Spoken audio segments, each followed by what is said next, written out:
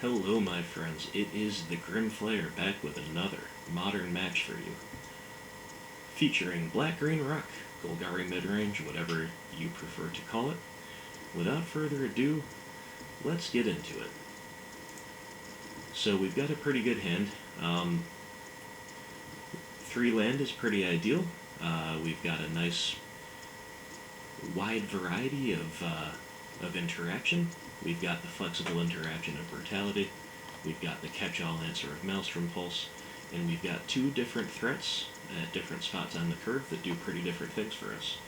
We've got a manland, we've got it all, except a turn 1 play. We don't have a turn 1 play, but you know what? That's okay. We're just going to throw down the Treetop Village, pass the turn. See what our opponent's up to. So it's marsh flats and pass. This could be a variety of things. Especially online, sometimes people use off-color fetches if it doesn't matter much or at all. Just kind of what they own.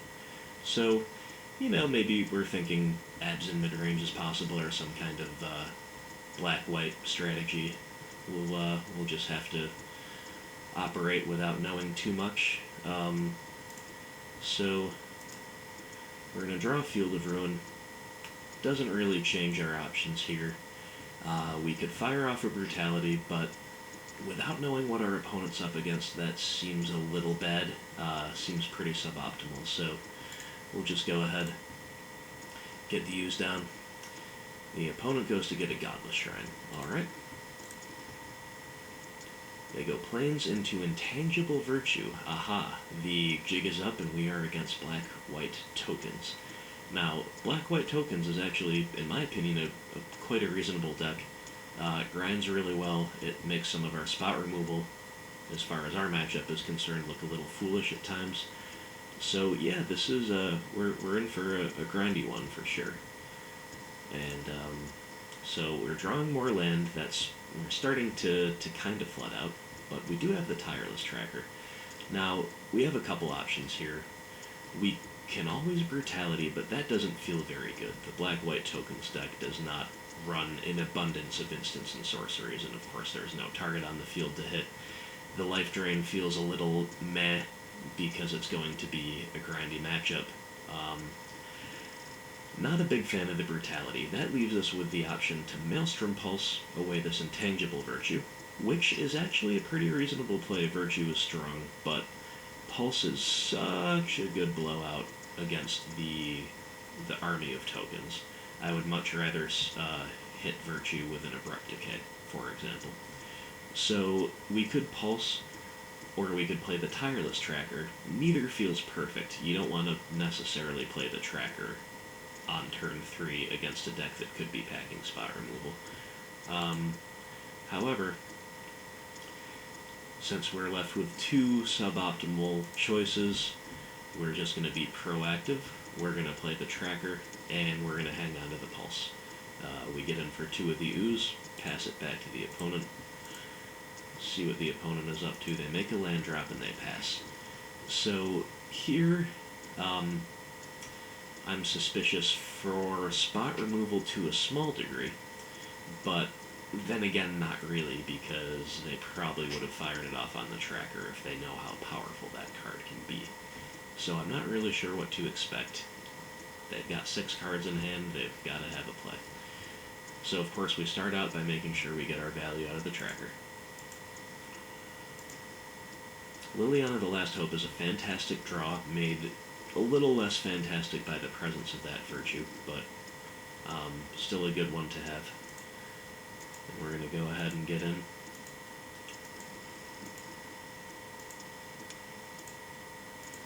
So our opponent's making a play. Midnight Haunting.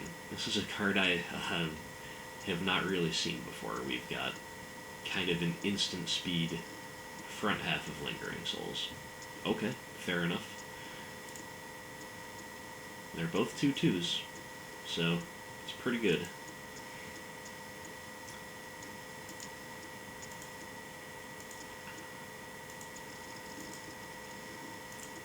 So our opponent throws it in front of the Ooze there because the Ooze has no combat tricks to play, but Tireless Tracker does. An Abrupt Decay there would have been pretty nice, but it was not to be. So, second main phase.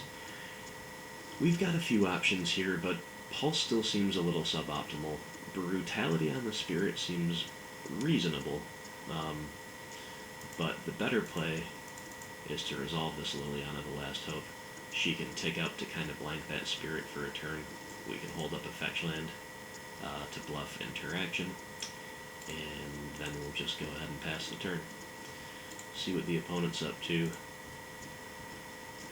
Alright, so they play a land that comes in tapped, and then they play Promise of Boonrai.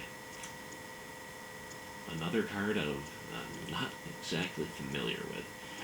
This is kind of a Lingering Souls in a can that's dependent on a death trigger. So our opponent's going really deep into the available card pool, looking for a lot of flying spirits, and I like that. This card seems pretty good. Midnight Haunting seems pretty good.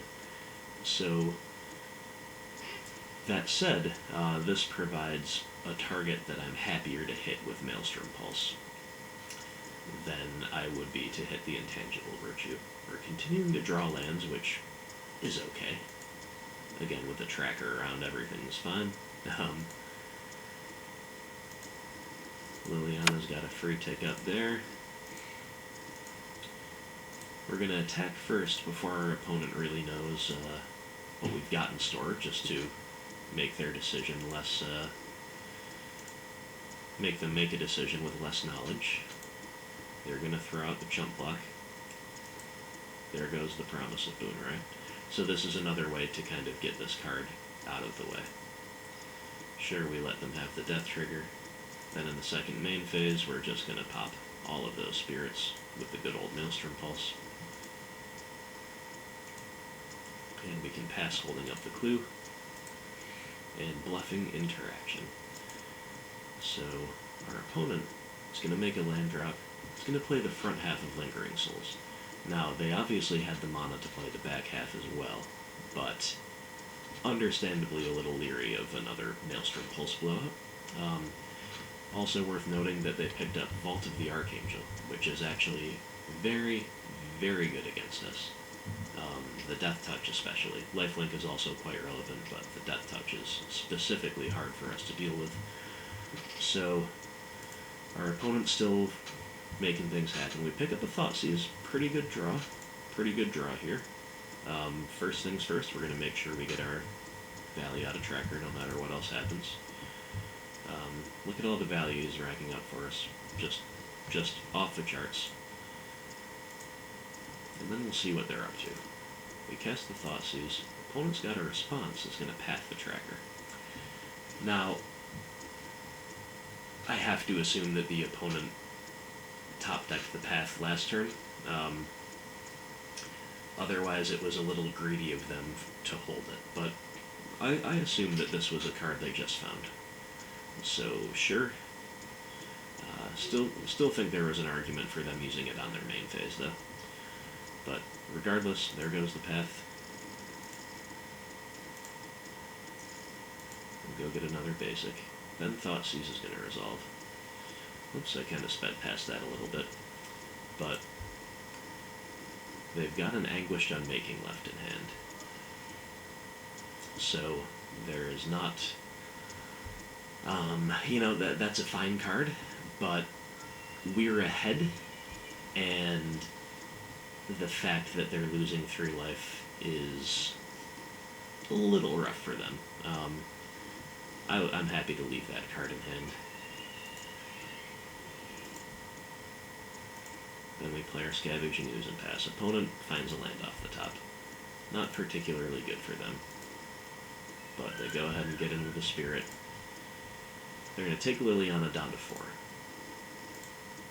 Then they, in the second main phase, decide to Anguished Unmaker. So that was a little suboptimal for them. They could have gotten in at least for 2 for free against us, but not the end of the world. Next turn, we're going to untap, Now, all these lands, again, we've been flooding out, but look at all the clues we have, and look at the utility we have. We have a manland that lines up well enough against their threats, given the buff, and we also have the ability to get rid of this problematic land on their side of the field, so feeling pretty good. We're going to start off just by cracking a clue. Find a fatal push, okay.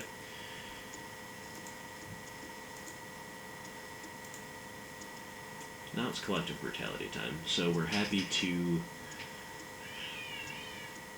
cash in that extra land for the 2-point life swing, which adds to the pressure, and a spot removal on a spirit. Now, spot removal on the spirits never feels great, but if you remember in the deck tech how I said we interact so efficiently at times that we can afford, for example, a collective brutality to only kill half of a card, or a maelstrom pulse to only 1-for-1. Like, the flexibility of these cards is great because they don't always have to be blowouts. They just have to keep us ahead, or keep the momentum going, or at least keep parity and let us top deck our way to victory. So that's how we use the brutality.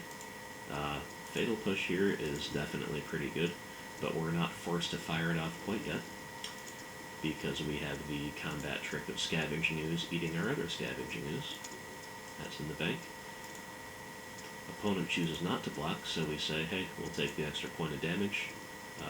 That's very relevant with their life total. Now they're on a 2-turn clock with just the Ooze. We're holding up push and clue. Feels pretty good. Opponent untaps.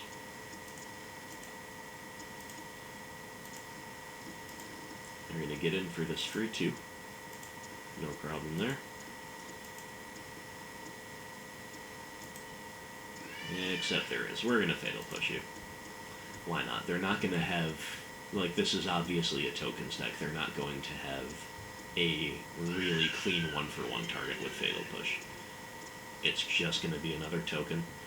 That way we also prevent them from gaining life with Vault of the Archangel. So, never feels ideal, but that's totally fine. And what did our opponent draw?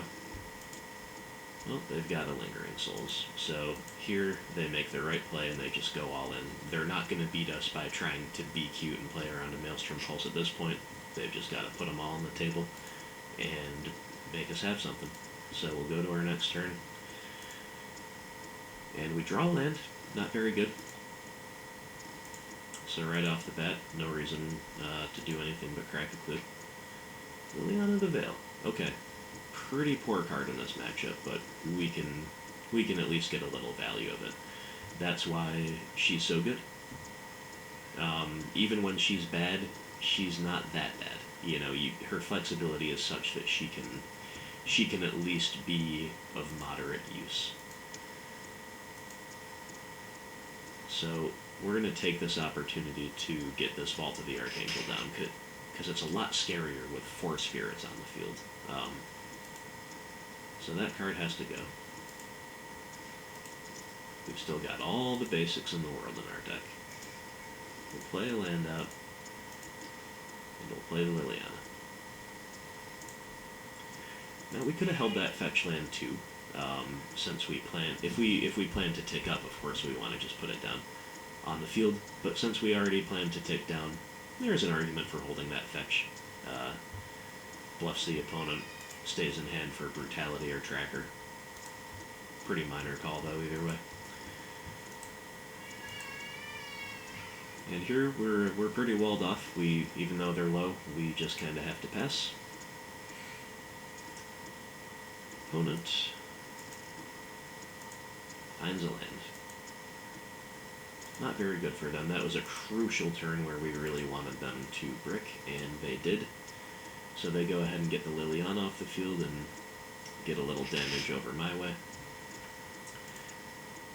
We'll draw and we find a Fatal Push. Yeah, it only takes care of 1/4 of the card Lingering Souls, but you know what? We're far enough ahead that that's actually fine. So, we'll fetch, and we'll start cracking off the push. And here, we're just going to get really aggressive. all of a sudden we've got a board. Look at this. It's amazing.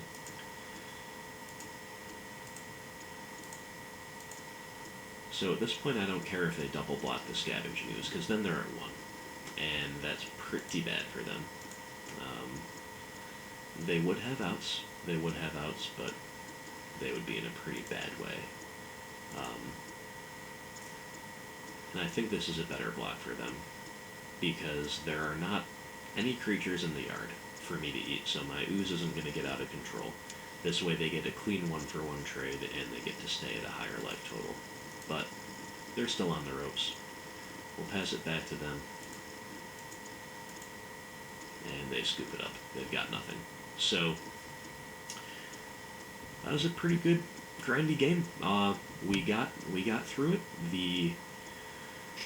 They had a lot of pretty good draws. They were slightly slow out of the gate. We might have had more trouble if they had an early Lingering Souls, something that they could have, presented a bit of a board and still kept some value in the tank, whereas they had cards like Midnight Haunting and Promise, which our interaction was able to answer a little more cleanly.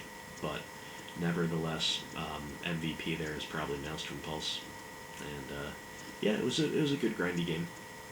Well played by the opponent. Sideboarding. We've got some cards here that are pretty good. Depending on the matchup, sometimes I like to look first at what comes out. Sometimes I like to look first at what comes in. There's no real science to that. It's just kind of whatever is a more obvious place to start, I guess.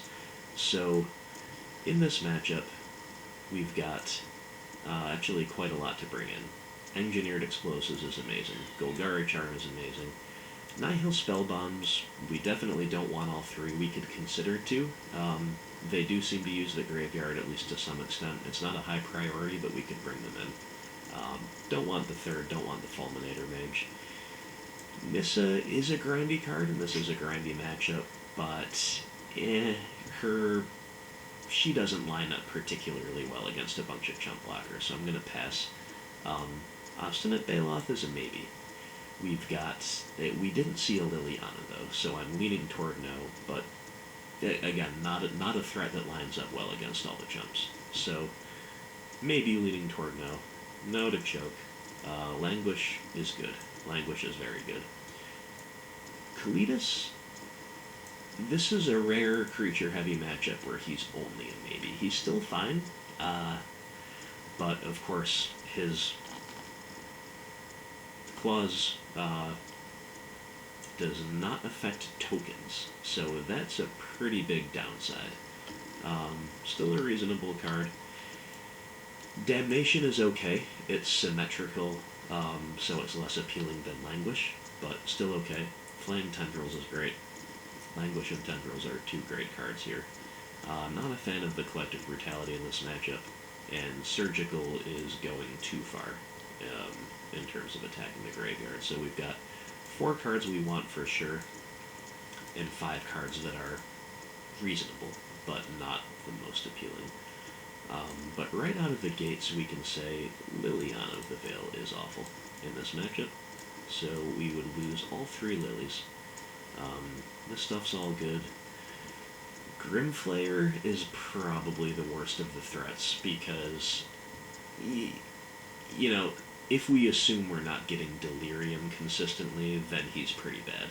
He actually gets a lot better if he is Delirious, because then their chump blockers do not line up well against him and he can trample. So, these Tazigurs are fine. He's a card that could come out. I'm not very impressed by Collective Brutality in this matchup. It's playable, but it's not great. Cast Down is bad. We probably want to get rid of... So I'll put Cast Down here. Probably want to get rid of at least a couple Fatal Pushes. And then, the discard is not particularly appealing in most grindy matchups. Here it might be better than average, but we could still cut a couple Inquisitions. I like to leave Thoughtseize in to pick off the Planeswalkers. That's definitely the highest value discard, so roughly four 1-mana discard spells is fine. So we'll bring out we'll take these 4 out. We're going to bring in these 5 cards for sure.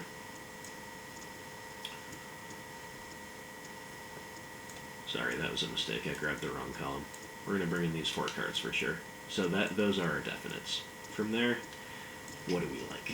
You know, this is a little bit down to preference, but I would probably bring in 1 Nile Spellbomb. And no Obstinate Bailoff unless they showed me a Liliana, which they did not. We can probably pass on the other Spellbomb. Kalitas is a bit clunky, but Kalitas and Damnation are the other considerations. You know what? They're both big enough bombs that I kind of like them when I'm looking at how bad a lot of these cards are. Not bad, but underwhelming. So from here you could kind of do anything. We've got enough Wrath effects that I'm pretty comfortable cutting the Grimflayer. Play draw might change this a bit, but I think I would lean toward maybe just losing 1 and 1 of these. Again, these cards are not particularly exciting, but they're all fine. So sideboarding would look something like that. Alright, moving on to game 2, we've got a hand that's quite good, actually. It's Painless, which is not particularly important, the mana that is. Not particularly important in this matchup, but it is a nice upside. That said, it is a little inflexible in terms of color production if we run into things like a Liliana the Last Hope or a Scavenging Ooze where we want a lot of one-color mana. But other than that, I can't complain. Collective Brutality is a bit medium here, but it's fine. Turn 1 Thoughtseize is great. Tarmogoyf is great in this matchup, and of course, this is pretty much our best card. So, Snapkeep.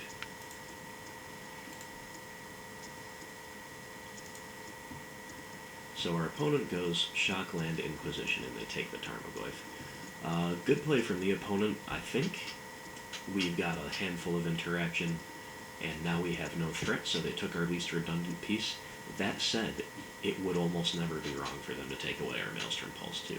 But maybe they feel they can play around it now that they know we have it in our hand, or something along those lines. So we're just gonna draw Tarmogoyf right back off the top, because that's just how it goes sometimes. The Goyf will not be denied. We're gonna fire back with a discard spell. Now our opponent is down to 4 cards. They did take them all to 6. We see double Legion's Landing in a Midnight Haunting. Interesting. Pretty clear we just take the Midnight Haunting there. Legion's Landing is a slow, grindy card. It just is going to make 1/1 lifelinker. And if they get a wide enough board, then it becomes a value engine. But nothing that particularly frightens me to see a hand like that. So we're going to pass it.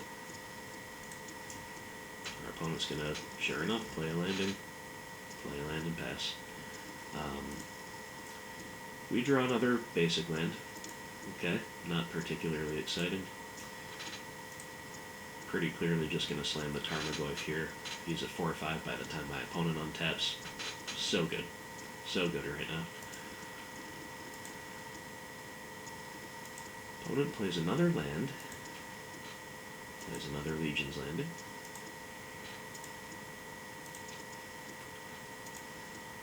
So our opponent is not up to much. And we don't know, they have 1 unknown in hand. So that could be just about anything. We pick up an Abrupt Decay. So Abrupt Decay, being another flexible piece of removal here, makes me really inclined to just get extremely aggressive here. We're just going to try to put the game away as quickly as possible. So we're going to get the 2-for-1 with Maelstrom Pulse. And our Tarmogoyf is a 5/6, and they're at 17. So if they take any more damage from fetch lands or shock lands, or if we can get this, if we can get 1 more card type into the graveyard, then this is a 3-turn clock. So just shows you the power of Tarmogoyf. So we get to crash in for 5. Opponent has nothing to say about it. And opponent just has to pass. So Not sure what they could really have in hand at this point that wasn't a land drop or a piece of spot removal. Maybe they have another instant speed Midnight Haunting or something to that effect, but... Well, we've got the Thoughtseize, so we can find out. And that's what we'll do. Opponent will respond. Yep, there's the Midnight Haunting. Okay.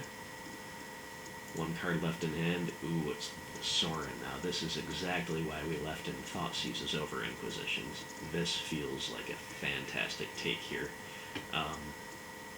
Unlucky for our opponent that they couldn't play him on curve, you know, just at least to buy a turn or two, but that is sometimes how it goes.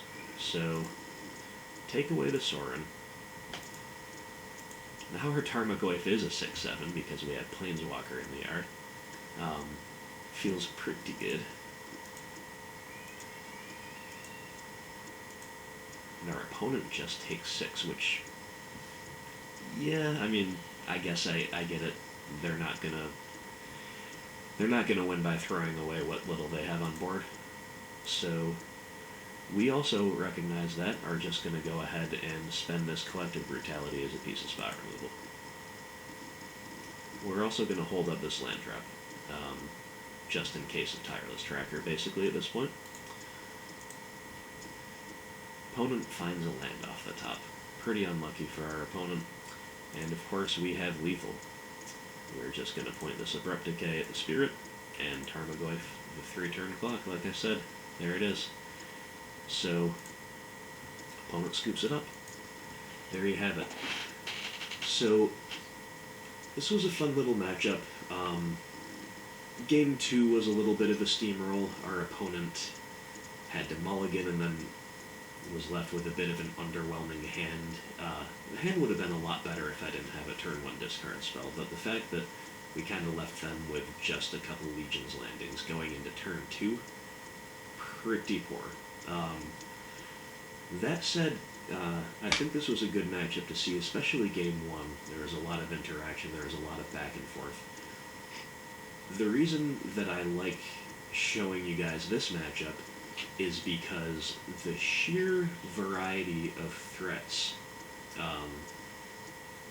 and synergistic pieces put into play by the Black-White Tokens deck. We had Promise of Boonrai, we had Lingering Souls, we had Legion's Landing, we had Intangible Virtue, there were Sorins that almost got involved as well. So decks like that are, you know, it's not a tier 1 deck or anything, but it's a real respectable deck. I like it a lot, actually. And the sheer variety of the permanents they put into play really lets our flexible answers shine. I don't know who's really favored in this matchup. They can certainly make our spot removal look pretty dumb. They can certainly kind of run us over with a lot of tokens in the air. Intangible Virtue is, you know, we saw it there, but we didn't really see it at its max potential. There's also Spectral Procession, which is a fantastic piece of value for them, assuming it doesn't get hit by the Maelstrom Pulse. Yeah, that's a good one. But, you know, so we didn't see nut draws on their side or anything, but we saw decent progressions, and we saw the power of flexible answers in Modern, and the power of Tarmogoyf. The power of Tarmogoyf just putting the game away. Turn 5 kill against a grindy deck, with a grindy deck. That's pretty good. So, as always, thank you so much for tuning in. If you want to see anything different in the comments, please let me know. Like I said in my previous video, we're going to look to do replays for a little while, just maybe until I improve my audio, and until I have more time, you know, until I have a few matches up, then I can spend more time actually playing matches, as well as just recording and commentating and uploading all that good stuff. So, yeah, if you want to see anything different, if I'm doing anything that really irks you, let me know. I don't bruise easily. I will not be offended. So, thanks as always. Hope you enjoyed it, and stay tuned for the next one. Coming up soon. Have a good one.